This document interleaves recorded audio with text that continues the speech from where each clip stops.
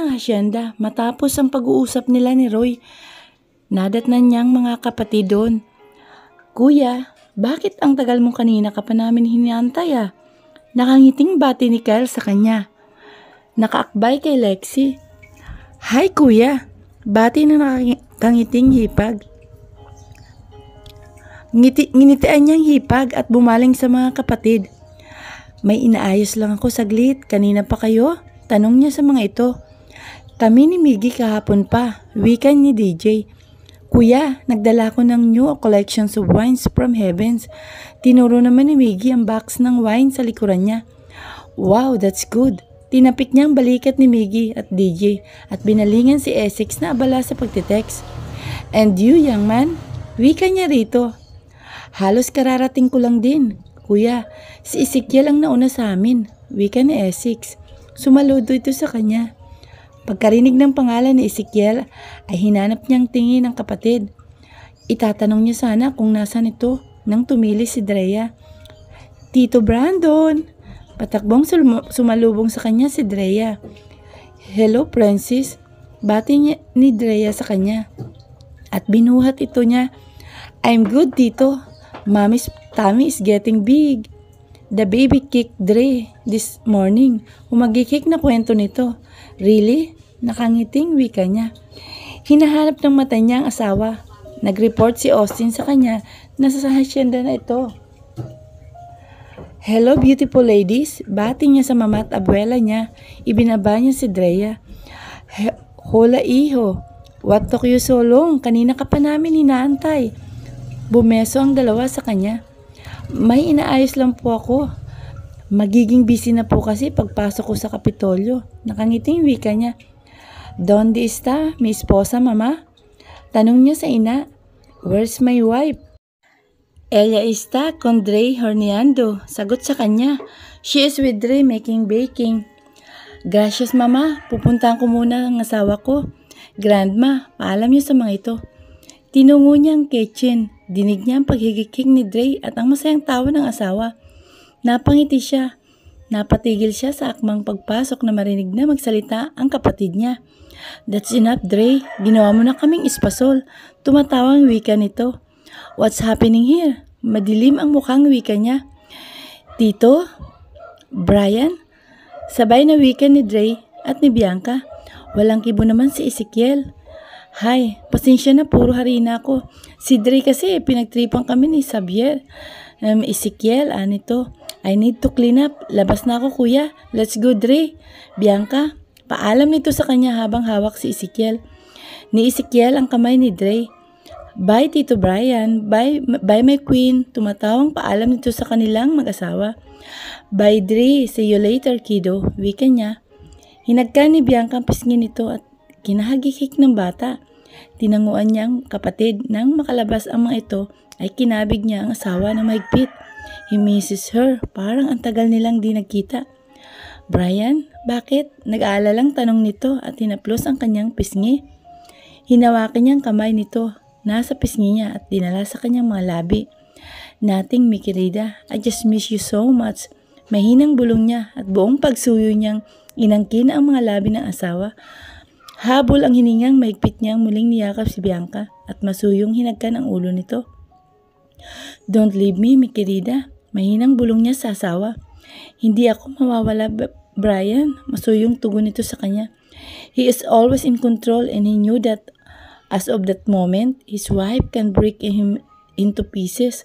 Patunay ang paninibugong nararamdaman niya kay Ezekiel.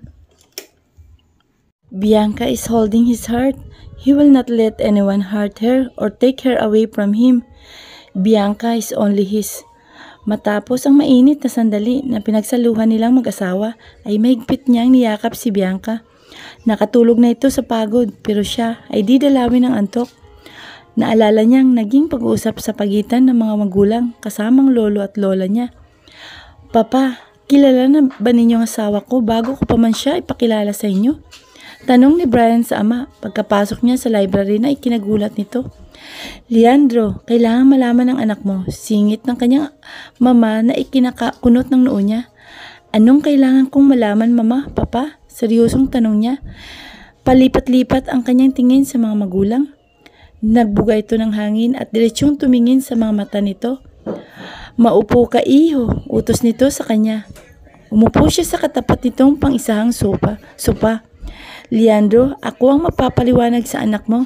Wika ng kanyang abuelo, nakakapasok lang ng library. Kasama nito ang kanyang lola Amelia. Matapos itong naupo sa katabi ng kanyang abuela, ay tumingin muna ito sa kanya ama bago magsalita. Itinawag sa papa mo ni Samuel Santos ang pagsali mo sa bidding. Paniwala nito. Nagtangis ang bagang niya. Papa ng kaibigang si Sunny, ang tinutukoy ng kanyang lolo. When we found out that you bid for Bianca, I asked your father to find out more about her. You are destroying yourself before that bidding, and all of the sudden, you join an illegal auction. We found out that she's Lucas' youngest child. Anito. It's no secret what kind of life is waiting for her. Bianca, like her brother, is destined to rule the underground organization of Beatrice clan. When Bianca was born, her grandfather betrothed her to one of the member family of his organization, but Lucas is against it. So he made it a deal with your father. Tuloy nito. Bago isilang si Bianca, ay nagkasundo na kami ni Lucas dahil alam niya ang balak ng biyanan niya. Matalik kong kaibigan si Lucas. At isa pa, malaking utang na loob ko sa kanya. Malungkot na wika ng kanyang ama. Wala kayong balak sabihin sa akin ang tungkol dito at ano pa ang kailangan kong malaman? Tiim niyang sabi. Bianca and Benji witnessed their parents' death. Tugon ng kanyang ama. What? Gimbal niyang usal. Son, your wife have been through a lot. We found out that she's living a lie. And hindi alam ng asawa mo na ang kinikilala niyang tiyuhin ay dating driver ni Lucas. Bumuntong hininga ang kanyang ama. My God, usal niya. Bianca was sold to Kenneth Cheng by Abel's wife. You see, iho, nasa panganib ba ang asawa mo? Wika ng kanyang lolo niya. Sunny, make sure na ikaw ang manalo sa bidding. Hinyo na may tinatakasan ng asawa mo. And you are the safest choice according to him. Hayag ng kanyang ama. That bastard, he felt betrayed. Don't hate him. I am the one who told him not to disclose anything. Umasa kami ng ama mo na kapag nalaman mo ng totoo ay maghihilom ka na sa mga nangyayari sa iyo dahil kay Talea. Ani ng kanyang lolo. Sa tingin niyo ba? Anong nararamdaman ko? Pakiramdam ko pinagloroan niyo ako eh. O baka alam na ninyo tungkol sa asawa ko. Bago pang bidding, malamig niyang wika sa mga to. Hinawakan ng kanyang ina ang kanyang mga kamay. Alam niyo ang kasunduan namin ng asawa ko? Bakas ang hinanakit sa kanyang tinig. Oo, kasama ang kontrata niyo na pinabura namin. Sambit ng kanyang ama. Brian, ang tanong ko sa iyo, magbago ba ang mga nalaman mo? Nakatotohanan sa asawa mo, si Bianca? Tanong ng kanyang ama. Natahimik siya. Asawa niya si Bianca at yun ang mahalaga sa kanya ngayon. Hindi importante kung sino sa inyong magkapatid. Ang pakasalan ni Bianca o kahit hindi, sino man sa inyo basta matino. Ang mahalaga ay ang kaligtasan niya. Ang pangako ko kay Lucas na hindi mabubuhay ang mga anak niya sa mundo ng karahasan. Seryosong wika ng kanyang ama. Alam niyong hindi ako papayag na mawala ang asawa ko. Kung ano man ang nararamdaman ko para sa kanya ay di ko pa alam. Pero gagawin ko ang lahat para maprotektahan siya. Matatag niyang wika sa mga ito. You're a Villaferte and we are born to protect the one we love. Seryosong wika ng kanyang lolo Leandro. His grandfather is right. He will protect his wife no matter what. Gob, bakit gising ka pa? Tanong ni Bianca sa kanya. Mi querida, go back to sleep. Nagpapaantok pa ako. Tugon niya rito. Namumungay ang mga mata ng asawa. Matulog na tayo. Lambing nito sa kanya. Pinaulala ng asawa ang kanyang mukha ng mumunting halik. Okay, stop it. Baka di ka makalakad bukas. Tatawa-tawang wika niya sa asawa. Loko ka talaga, Gob. Basta matulog na tayo. Pabirong umirap sa kanya si Bianca. Kinabig niya ito at niyakap. Mi querida, mahinang tawag niya rito. Ano yun? Inaantok na tanong nito. Let's forget about the damn contract. Can you just be my wife without the contract? Bulong niya rito. Matagal itong walang imik na nagpakaba sa kanya. Brian, asawa mo ko at mananatili mo ang asawa. Mahinang sagot nito na ikinabilis ng tibok ng kanyang puso.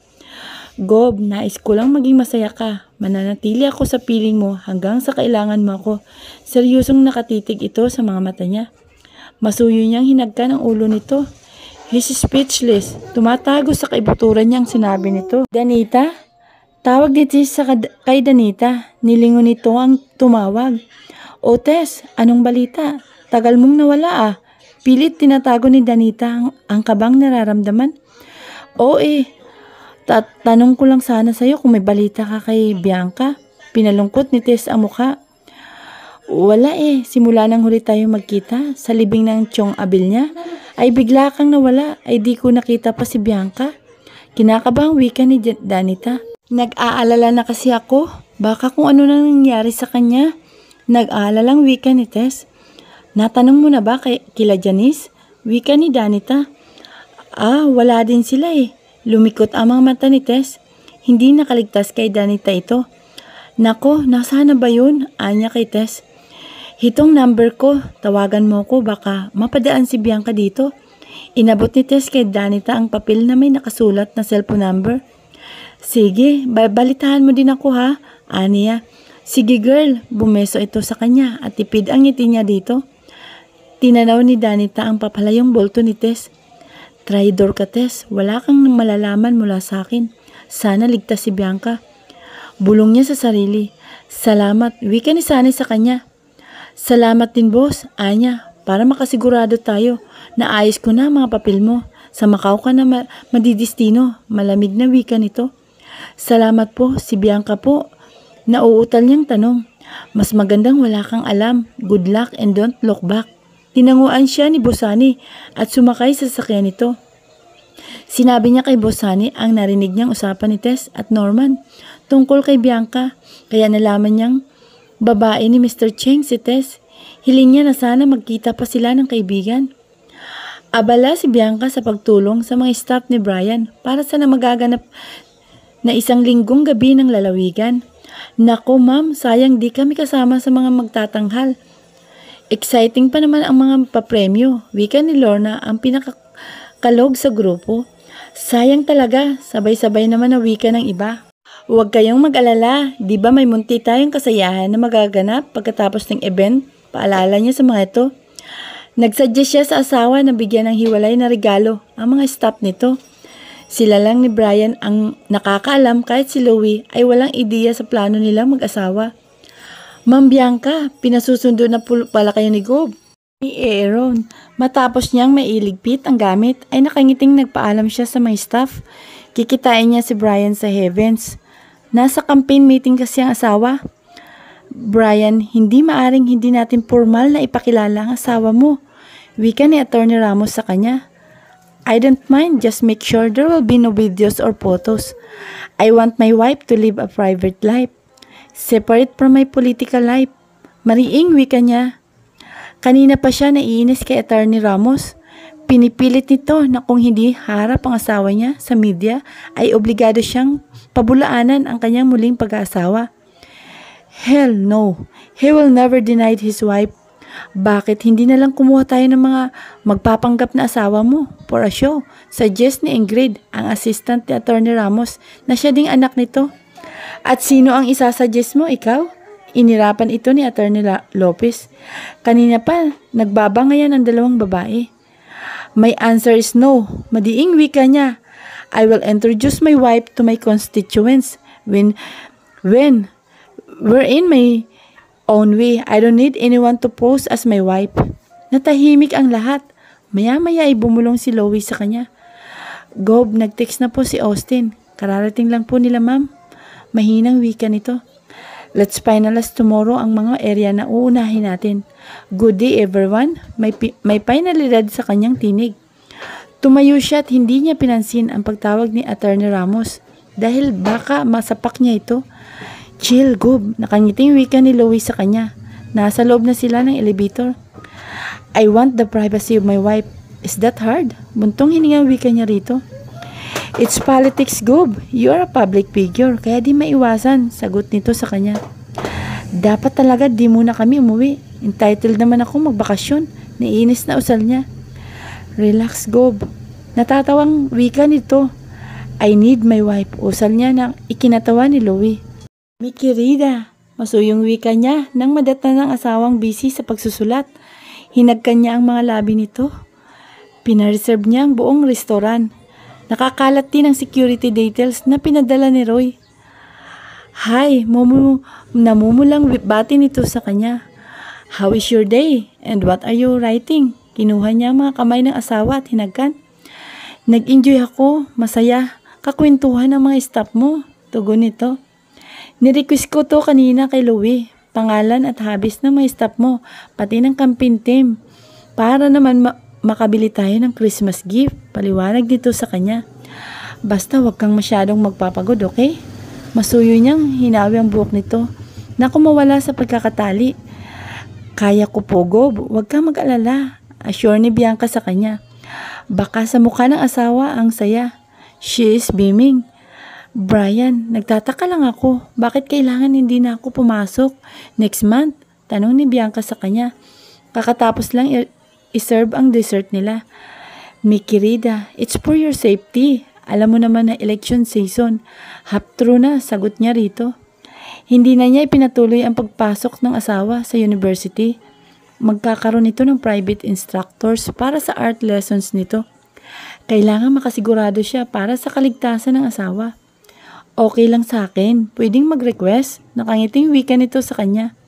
She look like a doll kapag pikit sara ang mga mata nito. Anything, mi querida, anya. Talaga, walang bawian ha? Ngiting-ngiti ito. Parang hindi ko yata magugustuhan niyang hihilingin mo ah. Kunot noong wika niya. Gob, gusto kong mamili tayo sa Divisoria. Excited na wika nito. What the hell? Anas niya na ikinagulat nito.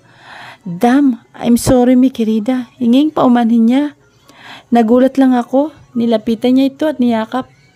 Patuloy niyang masuyong hinagod ang likod nito. Bakit ka ba naninigaw? Parang Divisoria lang naman eh. Kumalas ito sa pagkakayakap niya. Namumula ang mata nito.